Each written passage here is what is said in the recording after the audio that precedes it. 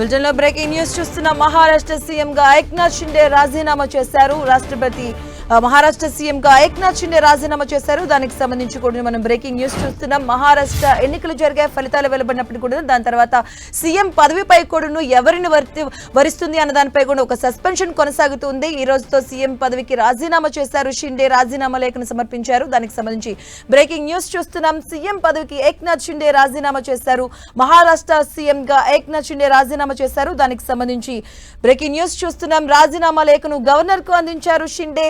మరి కాసేపట్లో అలాగే మహారాష్ట్ర సీఎం గా ఎవరు ఎన్నుకోబోతున్నారు అన్న దానిపై కూడా ఒక సస్పెన్షన్ కూడా కొనసాగుతూ ఉంది. దానికి సంబంధించి కూడా మనం చూస్తూ ఉన్నాం. సీఎం పదవికి ఏక్నాథ్ షిండే రాజీనామా చేశారు.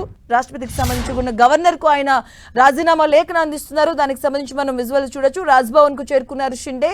తమ రాజీనామా పత్రాన్ని ఆయన గవర్నర్ కు సమర్పించారు. రాజ్భవన్ కు చేరుకున్నారు షిండే. అలాగే రాజ్భవన్ కు చేరుకున్న షిండే తమ రాజీనామా పత్రాన్ని గవర్నర్ కు సమర్పిస్తున్నారు. దానికి సంబంధించి మనం చూస్తూ ఉన్నాం. తన సీఎం పదవికి రాజీనామా చేశారు. మహారాష్ట్ర సీఎం గా ఉన్నటువంటి ఏక్నాథ్ షిండే తన పదవికి రాజీనామా చేశారు. రాజ్భవన్ కు చేరుకున్నారు షిండే. అలాగే ఆయన గవర్నర్ కు తన రాజీనామా లేఖను అయితే అందించారు. మరోవైపు మహారాష్ట్ర తదుపరి సీఎం ఎవరు అన్న దానిపై కూడా ఒకంత ఉత్కంఠ కొనసాగుతూ ఉంది. ఎవరిని సీటు వరిస్తుంది అన్న దానిపై కూడా ఒక సస్పెన్షన్ కొనసాగుతుంది. ఈ నేపథ్యంలో సీఎంగా ఉన్నటువంటి ఏక్నాథ్ షిండే కొద్దిసేపటి క్రితమే ఆయన రాజ్భవన్ కు చేరుకున్నారు. రాజ్భవన్ కు చేరుకొని గవర్నర్ కు తన రాజీనామా పత్రాన్ని అందించారు.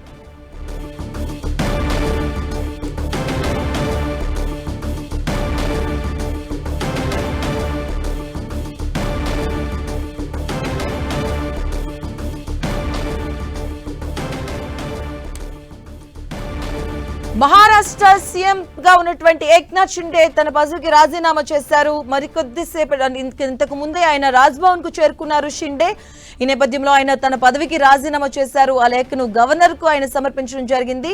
షిండే రాజీనామాను ఆమోదించారు గవర్నర్. మనం చూస్తున్నాం స్క్రీన్ పైన. రాజ్భవన్ కు చేరుకున్నారు షిండే. అలాగే దేవేంద్ర ఫడ్నవీస్ కూడా. మరోవైపు మహారాష్ట్ర తదుపరి సీఎం ఎవరు అన్న దానిపై కూడా ఒకంత ఉత్కంఠ కొనసాగుతూ ఉంది. రాజ్భవన్ కు చేరుకున్నారు షిండే.